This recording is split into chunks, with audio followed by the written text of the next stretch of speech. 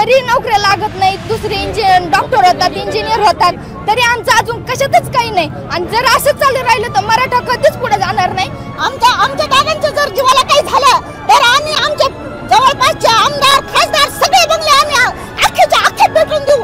मला कृपया करून मी तुमच्या पुढे हात जोडते, कित्येक मराठी तुमच्यासाठी थांबले आहेत, लवकर या जरांगे पाटील। तुम्ही तुमच्या मागे कोट्यवधी लोक उभे आहेत, तुम्हाला असं कोणीच म्हणणार नाही की तुम्ही का उभं राहिला। आणि मुंबई आहे, आमचा हक्क आहे मुंबईला येण्याचा, पण राज्यातील लोक येते धंदे पाणी करते तिथं, आम्ही आमच्या बी कामासाठी यायला लागलो, आम्ही काय आम्हाला तिथं मजा करायला यायला लागलो नाही किंवा करिअरचं फोकस आहे। आणि जर आरक्षण नाहीच भेटलं तर माझ्यासारखे कित्येक विद्यार्थी, कित्येक तरुण तरुणी मरू शकतात, काही करू शकतात, कारण आरक्षणामुळे प्रत्येकाची वाट मोकळी होऊ शकते। जर सरकारने आरक्षण नाही दिलं तर हा महाराष्ट्र राहणार नाही, ह्या महाराष्ट्रातले लोक जे आम्हाला आडवे येतात ना ते राहणार नाही, एवढं लक्षात ठेवा तुम्ही। आणि जर आरक्षण द्यायचं असलं तर लवकरात लवकर द्यावा। आणि ह्या वर्षी मी 12वीला आहे, मला कृपया करून मी तुमच्या पुढे हात जोडते, कित्येक मराठी तुमच्यासाठी थांबले आहेत, लवकर या जरांगे पाटील। तुम्ही तुमच्या मागे कोट्यवधी लोक उभे आहेत, तुम्हाला असं कोणीच म्हणणार नाही की तुम्ही का उभं राहिलं। आता तुम्ही आमरण उपोषण करताय, तुमची इतकी गरज आहे, या समाजाला इतकी गरज आहे, तुमच्यासारखा नेता पुन्हा होणे नाही। नीटच्या पेपर मध्ये किती मार्क पडतात, 600 500, तरी नोकऱ्या लागत नाही, दुसरे डॉक्टर होतात, इंजिनियर होतात, तरी आमचं अजून कशातच काही नाही। आणि जर असं चालू राहिलं तर मराठा कधीच पुढे जाणार नाही।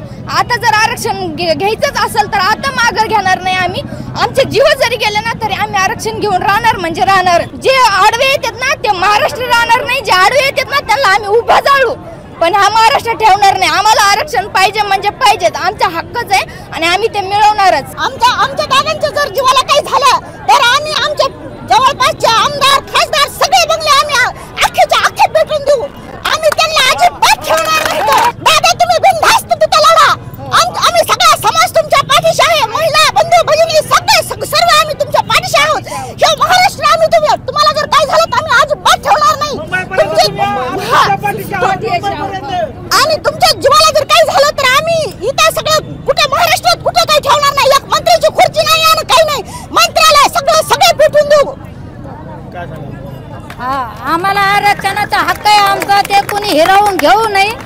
आणि जरांगे साहेबला जर काही झालं तर आम्ही महिला मंडळ तुमच्या तिथं येऊन बसू, जोपर्यंत आम्हाला आरक्षण भेटत नाही तोपर्यंत आम्ही माघार घेणार नाही।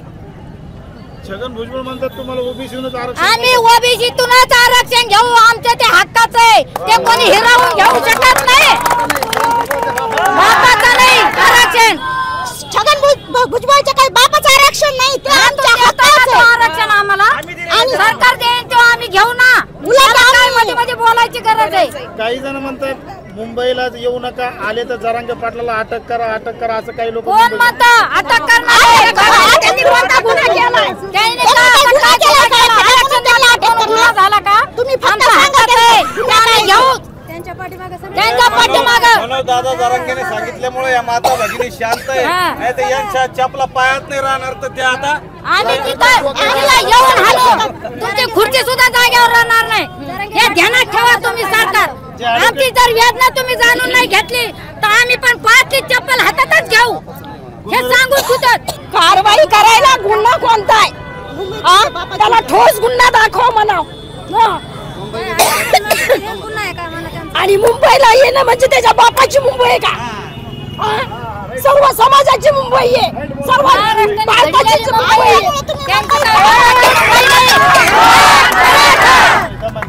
दुसऱ्या आमच्यामुळे तुम्ही मुंबईत आनंदाने राहू शकता, जर आम्ही इथं उचलला तर तुम्ही मुंबईत काय राहणार?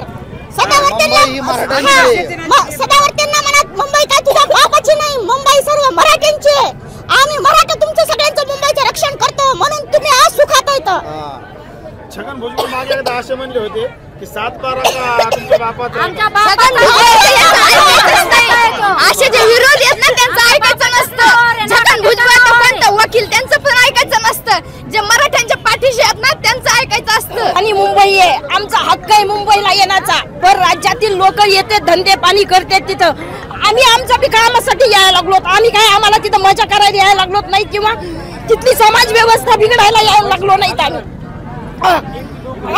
आमची राजधानी आहे मुंबई, आम्ही त्यासाठी आमचा हक्क मागायला फक्त सरकारला यायला लागलो। आम्ही तिथं काही नवीन गोष्टी काही करणार नाहीयेत. आतापर्यंत केलाय सरकारने वेळ खाऊपाना, पण आता नाही चालणार या सगळ्या गोष्टी. आता त्यांना निर्णय घ्यावाच लागणार आहे 4-5 दिवसातच. तो आम्हाला सरकारने आरक्षण दिलंच पाहिजे. आज देतो उद्या देतो, इथं काय पोर खेळ मांडला का त्यांनी मराठ्यासोबत?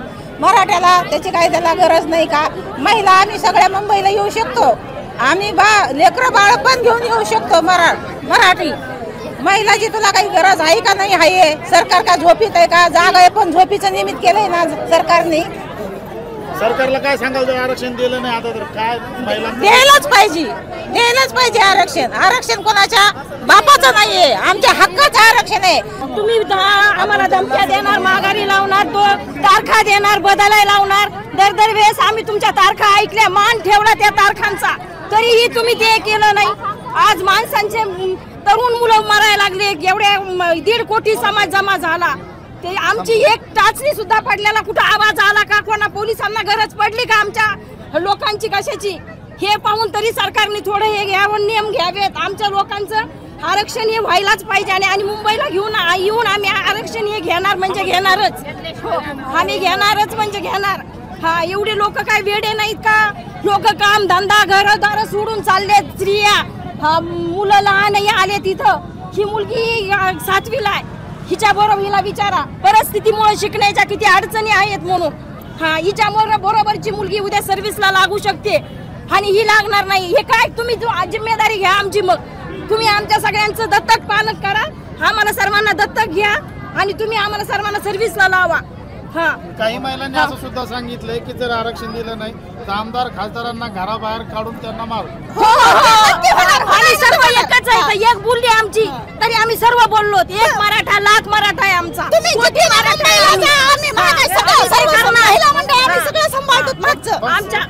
सगळ्यात जास्त आमदार खासदार हे मराठा समाजाचे असले म्हणून काय झालं? आमच्या जर कामच करीत नसले तर आम्हाला त्याची गरज नाही. आम्हाला त्यांचा घरी जाण्याची आम्हाला उघडी पडलेली आहे. आमचं असलं तरी आम्हाला काही गरज नाही. आमची भाकरी आम्हाला आम्ही आमचे म्हणून त्यांना निवडून दिलेलं होतं. जर आज ते आमचे काम करू शकत नसले तर आम्हाला ते आमचे नाही, आमच्या बाजूने बोलत नसले तर आम्हाला घेणं नाही त्यांचं.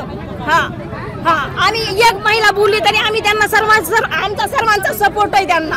हो, आमचे 50 नेते आहेत आमचे मराठा समाजाचे, आपले सगळ्यांचे. पण त्यांचा एक नेता त्यांचा अख्खा समाज ऍडजस्ट करतो, पण आपले 50 असून एक सुद्धा मध्ये बोलत नाही. कारण त्यांना त्यांच्या समाजाविषयी अजिबात गरज नाही. त्यांना फक्त पैसा, सत्ता. आणि जर आपण बोललो तर आपली खुर्ची जाते का काय? त्यांना खुर्ची प्यारी आहे.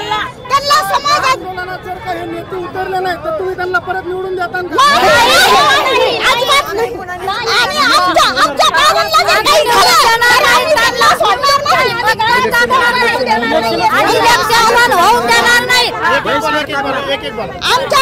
आमच्या दादाच्या जीवाला थोडा जरी झाला तर आम्ही त्यांच्या बंगल्याभोवती जाऊन त्यांना आम्ही सोडणार नाही. आमचं गेलं काम करण्यात, पण लेकरं तरी शिकलेले लागले पाहिजेत आमचे, म्हणून आमची एवढी उलट आहे. आता तुम्ही सुद्धा मुंबईच्या दिशेने जाणार आहेत का? आम्ही जाणार आहेत मुंबईच्या स्टेशनला. काय करा नाही जाऊन शेनी?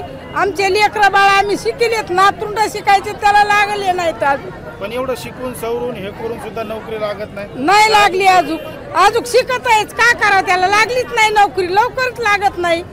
शिकायलाच येत अजून, इतकाले पैसे भरले तरी शिकत येतच अजून. काय करा, आम्हाला आरक्षण पाहिजे. आता आरक्षण सरकार देईन वाटतं का तुम्हाला? काय वाटतं सरकार? आता कुणाला काय करतोय ते होतं, द्यायलाच पाहिजे त्यांनी सरकार.